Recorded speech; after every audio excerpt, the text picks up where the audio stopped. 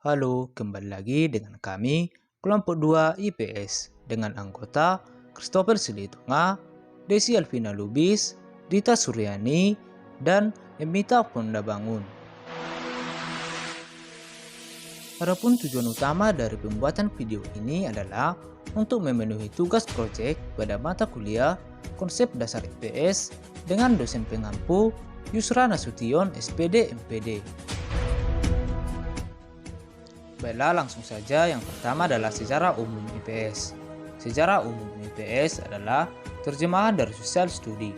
Social Study adalah ilmu-ilmu sosial yang disederhanakan untuk tujuan pendidikan, di mana meliputi aspek-aspek ilmu sejarah, ilmu ekonomi, ilmu politik, sosiologi, antropologi, psikologi, ilmu geografi, dan filsafat yang dalam praktiknya dipilih untuk tujuan pembelajaran di sekolah dan di perguruan tinggi. Yang kedua adalah latar belakang lahirnya ilmu pengetahuan sosial atau IPS. Dilihat dari dua aspek, yakni latar belakang sosiologis dan pedagogis, dengan mempertimbangkan aspek kemasyarakatan dan ilmu-ilmu sosial yang dimana dikaji dalam ilmu pengetahuan sosial atau IPS. 1. Latar belakang sosiologis.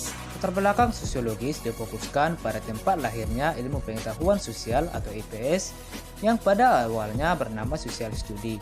IPS dengan nama Social Study pertama kali digunakan dalam kurikulum sekolah rugby di Inggris pada tahun 1827.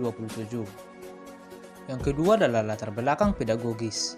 Di samping sebagai reaksi atas keadaan masyarakat seperti di Inggris, Amerika, dan Indonesia, lahirnya ilmu pengetahuan sosial atau IPS juga dilatar belakangi oleh keinginan untuk menyiapkan peserta didik agar menjadi warga masyarakat yang bertanggung jawab, yakni dapat mewujudkan kewajiban dan hak-haknya dalam kehidupan sehari-hari. Yang selanjutnya adalah sejarah perkembangan IPS di Indonesia. IPS atau Ilmu Pengetahuan Sosial pertama kali muncul dalam seminar nasional tentang civic education tahun 1972 di Tawangmangu, Solo, Jawa Tengah. Dalam laporan seminar tersebut, muncul 3 istilah dan digunakan secara bertukar pakai, yaitu meliputi yang pertama adalah pengetahuan sosial, yang kedua adalah studi sosial, dan yang ketiga adalah ilmu pengetahuan sosial. Konsep IPS untuk pertama kalinya masuk ke dalam dunia persekolahan terjadi pada tahun 1972 sampai 1973, yakni dalam kurikulum proyek perintis sekolah pembangunan atau PPSP IKIP Bandung. Dalam kurikulum SD 8 tahun PPSP digunakan istilah pendidikan kewarganegaraan negara atau studi sosial sebagai mata pelajaran sosial terpadu pada tahap kurikulum PPSP.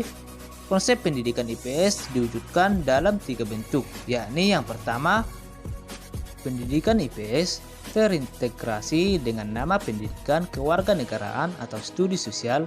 Yang kedua adalah pendidikan IPS terpisah, di mana istilah IPS hanya digunakan sebagai konsep payung untuk mata pelajaran geografi, sejarah, dan ekonomi.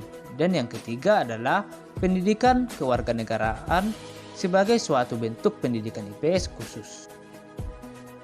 Dimensi konseptual mengenai pendidikan IPS telah berulang kali dibahas dalam rangkaian pertemuan ilmiah, yakni pertemuan HISPISI pertama di Bandung pada tahun 1989, Forum Komunikasi Pimpinan HIPS di Yogyakarta tahun 1991, di Padang tahun 1992, di Ujung Pandang tahun 1993, Konvensi Pendidikan kedua di Medan pada tahun 1992. Salah satu materi yang selalu menjadi agenda pembahasan ialah mengenai konsep PIPS.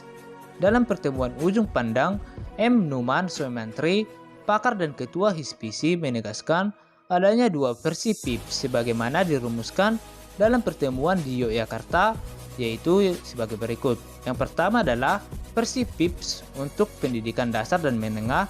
Yang kedua adalah versi PIPS untuk jurusan pendidikan IPS IKIP. Sekian dan terima kasih. Sampai jumpa.